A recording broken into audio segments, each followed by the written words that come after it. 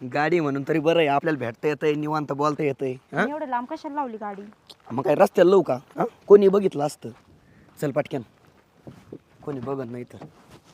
होय आतमध्ये. अरे माझा पदर बघ. राहू दे ना आता, त्याला काय होतं. हा ते बरोबर आहे.